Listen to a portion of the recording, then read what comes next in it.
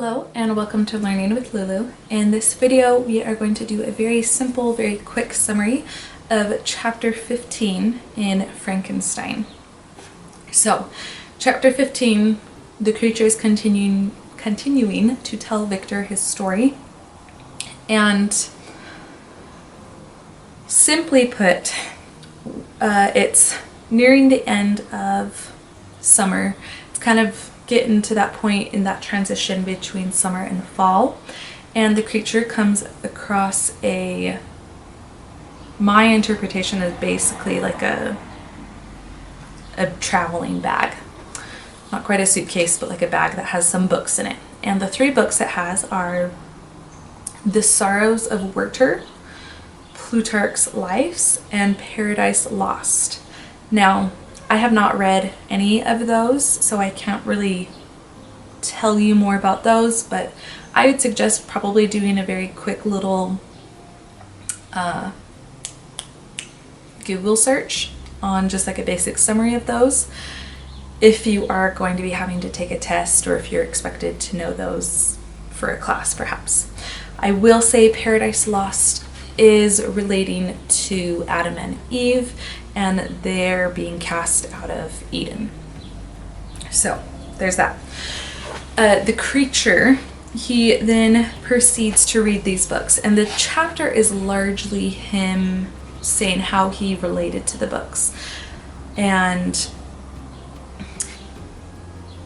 the most notable one being Paradise Lost, because it kind of points out to the creature how he is very similar in origins to Adam, but he doesn't have any of the same blessings afforded him. He does not have an Eve. He does not have a creator who nurtured him and made him in his own beautiful image. And that is going to come up later, so that's an important one to remember, that the creature is an Adam without an Eve. So there's that.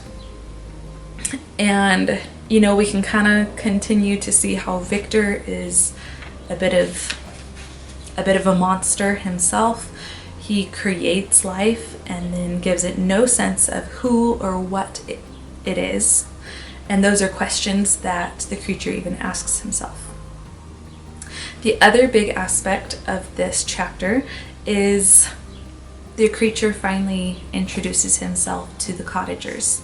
So a day comes when some servants, it says, are at the fair, which by the way, the cottagers, they are doing better financially. We get the sense of they're able to have servants, and like Agatha, Felix, and Safi are able to spend more time like just enjoying each other's company and not necessarily doing work around the home or yard.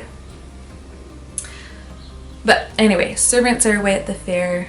Felix, Agatha, and Safi, they are away, and the creature decides, because the old man, DeLacy, is blind, he would be the best one to introduce himself to first.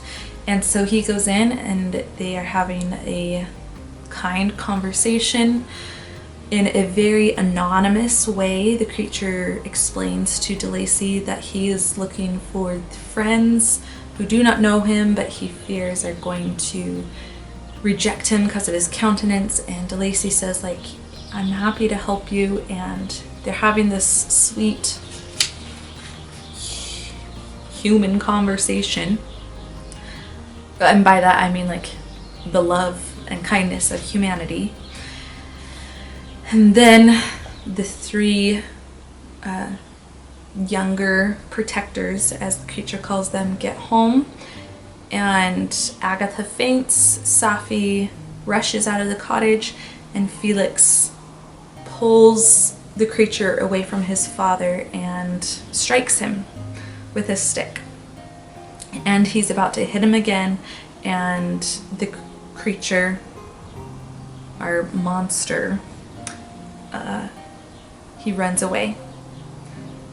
It says he quitted the cottage And in the general tumult, he gets unperceived back to his hovel, which is attached to the cottage. But he waited several months, perhaps even, would it be a year?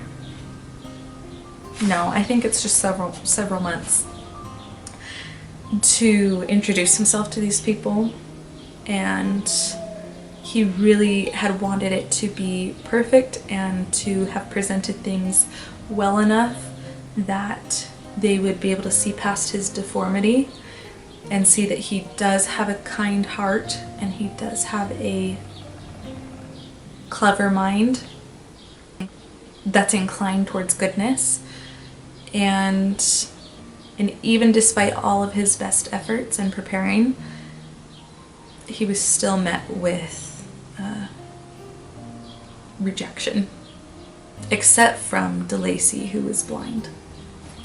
So that's a quick summary of chapter 15.